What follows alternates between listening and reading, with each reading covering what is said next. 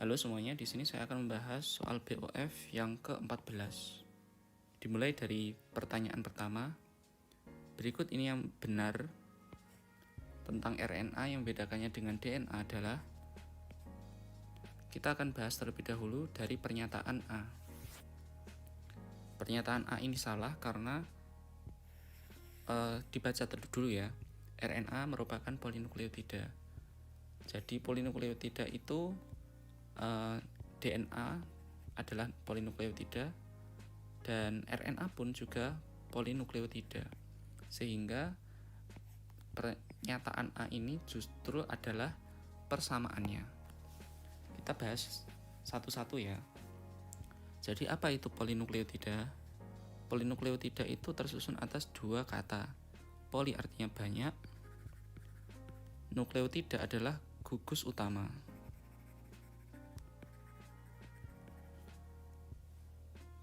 Yang dimaksud dengan gugus utama adalah gambar yang di bawah ini. Gugus utama itu tersusun atas tiga. Yang pertama adalah basa, dan yang kedua adalah gula, dan yang ketiga adalah fosfat. Basa, gula, fosfat ini menyusun nukleotida.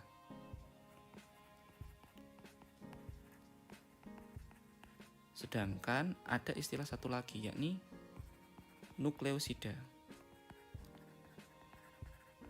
Nukleosida ini tersusun atas fosfat dan gula saja, tanpa diikuti dengan basa. Cara menghafalnya biar mudah, kalian hanya perlu melihat dari katanya saja. Kalau dia adalah nukleotida, ada tidak, berarti dia tersusun atas tiga, yakni basa, gula, dan juga fosfat. Kalau nukleosida itu tersusun atas dua, fosfat dan juga gula.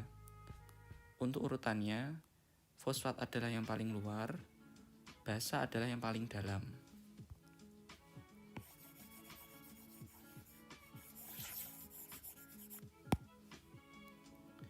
Di sini saya akan bahas dari struktur kimianya.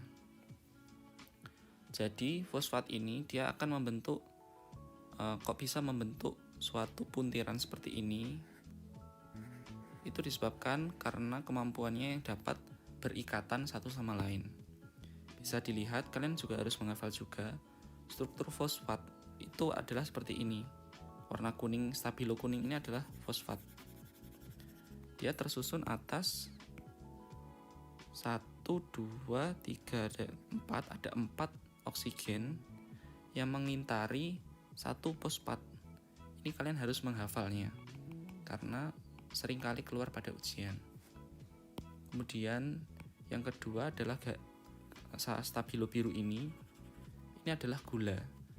Gula kalau di DNA ataupun RNA sama-sama tersusun atas struktur yang membentuk cincin, dan cincinnya ini segi 5. Bisa dibayangkan ya, cincin segi 5 untuk gulanya.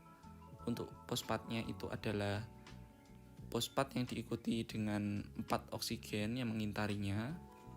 Lalu kurang satu lagi nih, yakni basanya. Basanya itu ada beberapa guys. Bisa dilihat di sebelah samping ini. Basa itu tersusun atas 2. Yang pertama adalah purin, dan yang kedua adalah pirimidin. Purin itu tersusun atas adenin dan juga guanin, atau disingkat Ag gitu aja. Lalu pada pirimidin dia itu ada banyak, ada 3 tepatnya. Sistein atau C, kemudian timin atau T, lalu urasil untuk RNA. Jadi kalian jangan bingung ya, kalau AGST itu menyusun DNA, kalau AGSU itu menyusun RNA. purin ini memiliki cincin 2. Dan dia itu memiliki ciri khas. Untuk adenin, dia hanya memiliki satu ikatan samping dengan NH2, tapi kalian nggak usah menghafal terlalu banyak, cukup menghafalkan N saja. Adenin adenin memiliki 2 cincin dengan ujung N. Kalau guanin dia memiliki 2 cincin dengan ujung O dan N.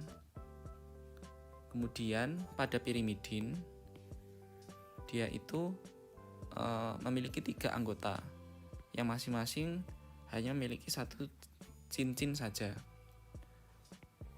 Untuk yang sistein dia itu memiliki 1 cincin dengan ujung N.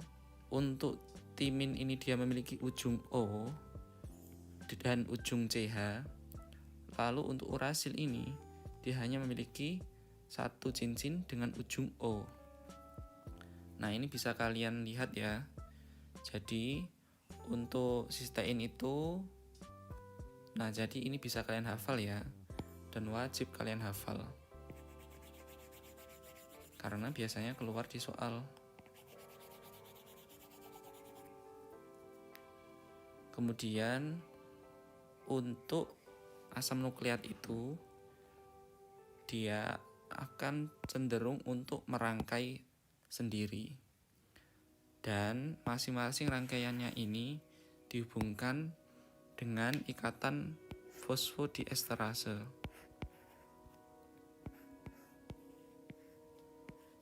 Panah biru ini adalah ikatannya.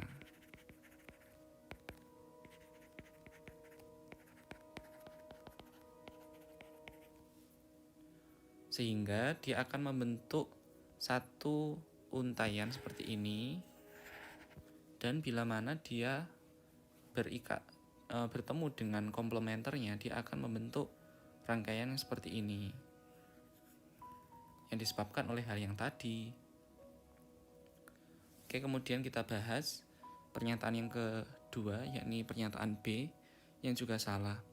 RNA membentuk untai ganda yang membentuk helix. RNA itu adalah untai tunggal, pada umumnya adalah untai tunggal, dan berbeda dengan DNA yang memiliki untaian ganda. Karena dia memiliki untaian tunggal, maka strukturnya beda dengan DNA. Seperti yang dikatakan tadi, kalau RNA dia itu memiliki gugus urasil untuk menggantikan gugus timin pada DNA. Bisa dilihat pada DNA dia itu memiliki timin, sedangkan pada RNA dia itu memiliki urasil. Seperti gambar yang saya tunjukkan ini ya. Pada umumnya seperti ini, tapi tidak semua memiliki sifat seperti ini. Nanti kita akan bahas setelah ini. Kemudian pernyataan C, RNA mampu membentuk pasangan basa melalui ikatan hidrogen, yang juga salah untuk pernyataannya. Karena apa? Bisa dilihat lewat gambar ini. Masing-masing RNA itu berikatan satu sama lain dengan jembatan, yang mana nantinya dia itu akan membentuk garis lurus. Karena seperti yang dikatakan tadi, umumnya RNA itu adalah untai tunggal. Kemudian RNA ini diikat dengan namanya ikatan fosfodiesterase yang sangat kuat, sehingga tidak akan koyak oleh kondisi yang normal, bukan melalui ikatan hidrogen. Oke. Kemudian kita bahas pernyataan D. RNA membentuk pasangan basa menghasilkan struktur sekunder dan tersier, yang juga salah. Karena apa? Yang salah itu adalah ini. membentuk pasangan basa. Basa itu seperti yang sudah dikatakan tadi, pada RNA ada 4. A, G, S, U. Dan bisa dilihat di sini, bila masing-masing dari basa ini berhubungan, maka yang terbentuk adalah ikatan primer yang membentuk struktur lurus, bukan seperti pada pernyataan berupa ikatan sekunder dan juga tersier. Ikatan bentuk sekunder dan juga tersier itu diakibatkan oleh pembentukan akibat interaksi dengan ikatan-ikatan yang lain, bukan dengan pasangan basanya. Oke.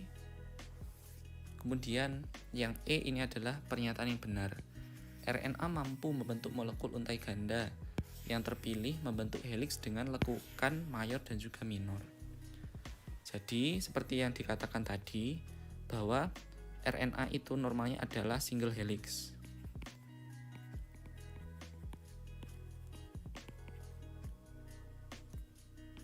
Kemudian DNA itu normalnya adalah double helix. Tapi pada beberapa kasus seperti virus yang saya sertakan gambarnya di sini, dia itu memiliki banyak variasi. Sehingga jawaban untuk pertanyaan nomor 1 adalah E.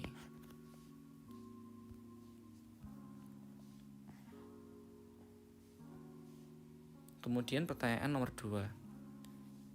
Dari kelima jenis molekul yang ada pada gambar, jenis molekul mana yang dapat menyebabkan terhambatnya proses pembentukan enzim melalui sintesis protein jika molekul ini ditemukan pada sel dalam jumlah yang sedikit?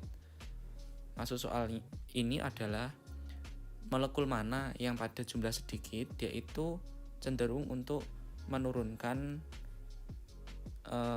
pembentukan enzim yang baru atau protein yang baru. Maka untuk menjawab pertanyaan ini, kita harus mengerti terlebih dahulu bentuk kimia dari masing-masing zat yang umumnya ada pada sel. Kita bahas dari masing-masing pernyataan dulu. Pernyataan A.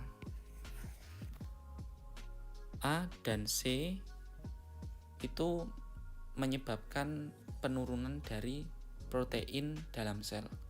Yang dalam hal ini jawabannya adalah salah. Baik, kita bahas dari pernyataan A terlebih dahulu. Pernyataan A ini adalah salah karena untuk yang gambar A pada soal yang ini digambarkan di sini adalah gambar fosfolipid. Bisa dilihat kemiripannya antara satu gambar ini dengan gambar yang ada di samping ini. Nah, dia itu memiliki 2 kaki, kemudian memiliki kepala fosfat yang dinamakan dengan klorin. Jadi untuk gambar A ini adalah fosfolipid, yang mana normalnya fosfolipid itu dia itu tersusun atas kepala yang memiliki sifat polar, kemudian kaki yang bersifat non-polar. Karena dia itu memiliki kepala yang bersifat polar, saya akan zoom dulu. Karena dia memiliki kepala yang bersifat polar, dia itu lebih hidrofilik atau suka air, dan cenderung lipofobik atau takut lemak. Kemudian dia itu memiliki ekor atau kaki yang tidak polar atau non-polar. Sifat non-polar ini menyebabkan dia memiliki sifat hidrofobik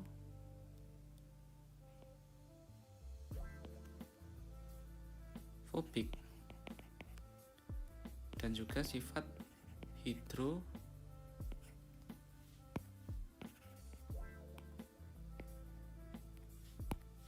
dan juga sifat lipofilik, yang artinya kebalikan dengan yang bagian atas ini.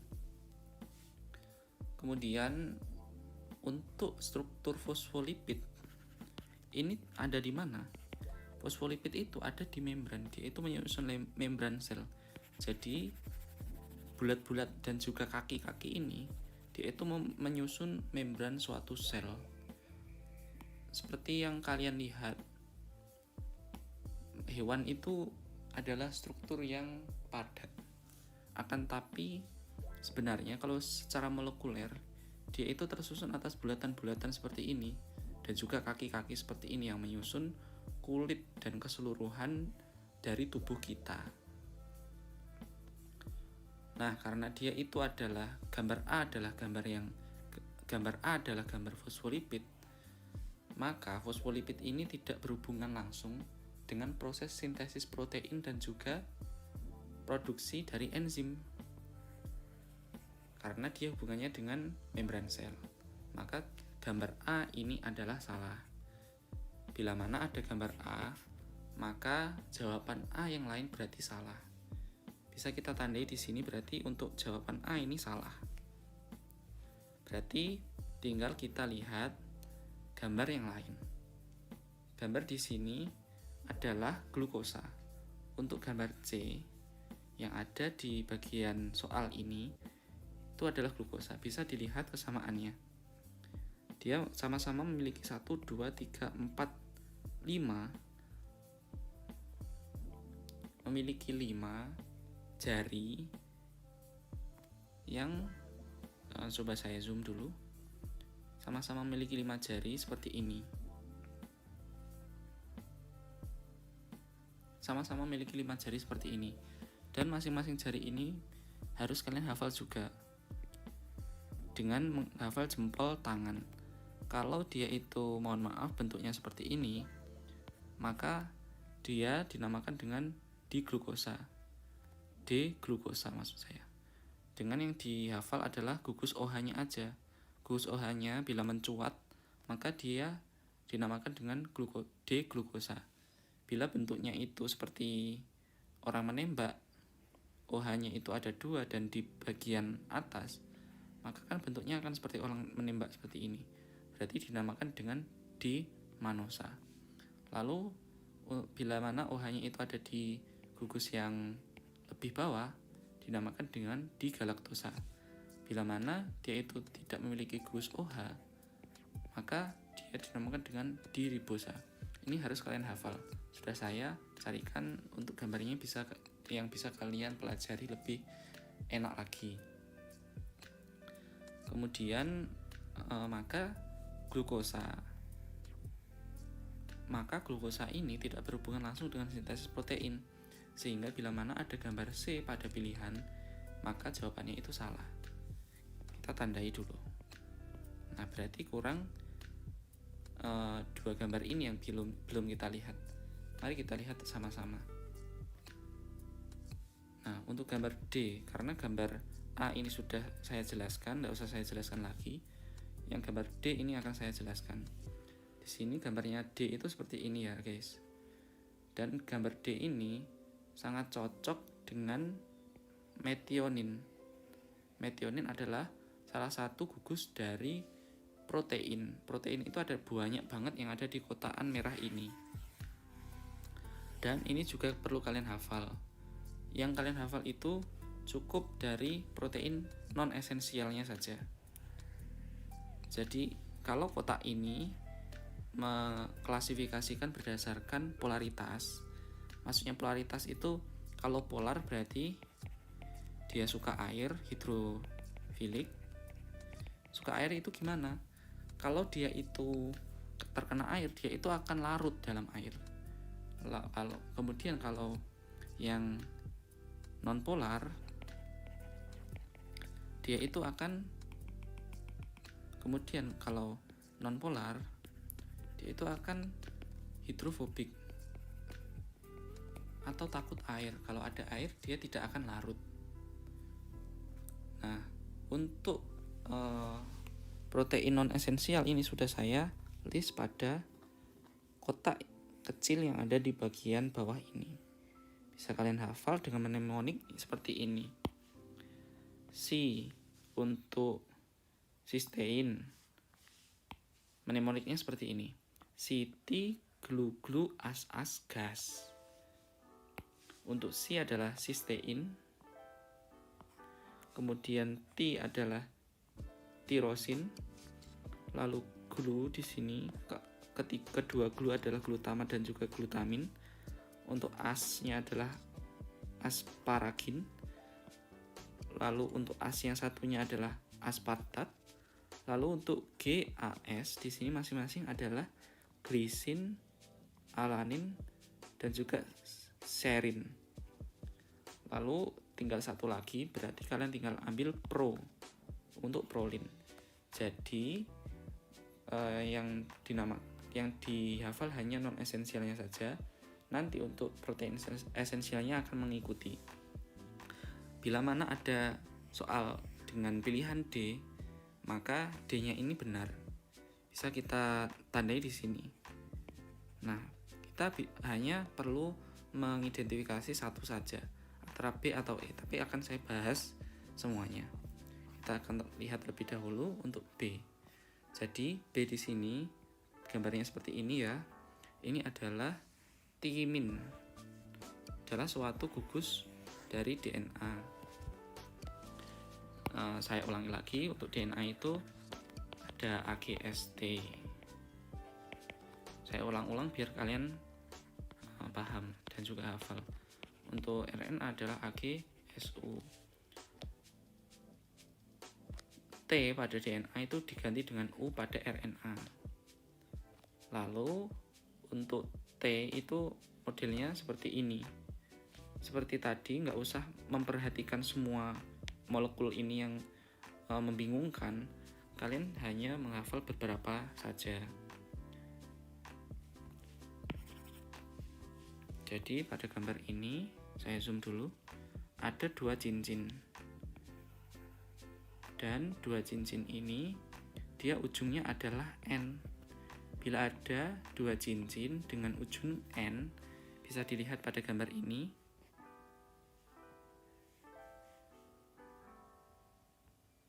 Bila ada 2 cincin dengan ujung N, mohon maaf, yang saya maksud adalah adenin. Jadi, bila ada 2 cincin, kalian nggak usah melihat gambar ini terlalu. Jadi pembahasannya kalian nggak usah melihat gambar ini terlalu pusing. Kalian hanya melihatnya secara sekilas saja. Ada 2 cincin. Terus di sini ada fosfat.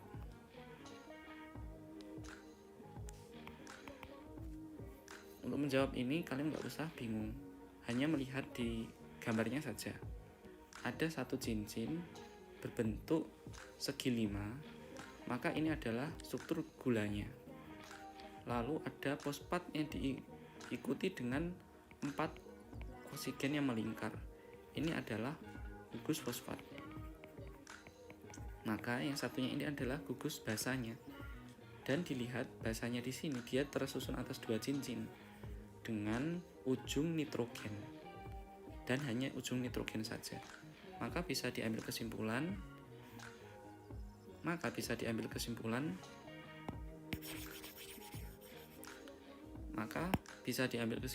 bahwa gambar tersebut adalah adenin. Dia memiliki gugus fosfat, memiliki gula yang berbentuk segi 5, dan memiliki 2 cincin dengan ujung N. Maka B adalah adenosin. Bila mana ada pernyataan B, maka itu benar. Nah, maka jawabannya adalah do. Dan saya akan bahas satu lagi, yakni gugus yang satu ini. Dia itu memiliki 3 kaki. Untuk yang memiliki 3 kaki itu adalah jenis lipid dengan trigliserida. Nanti model 3 dimensinya akan seperti ini. Oke, sekian, terima kasih.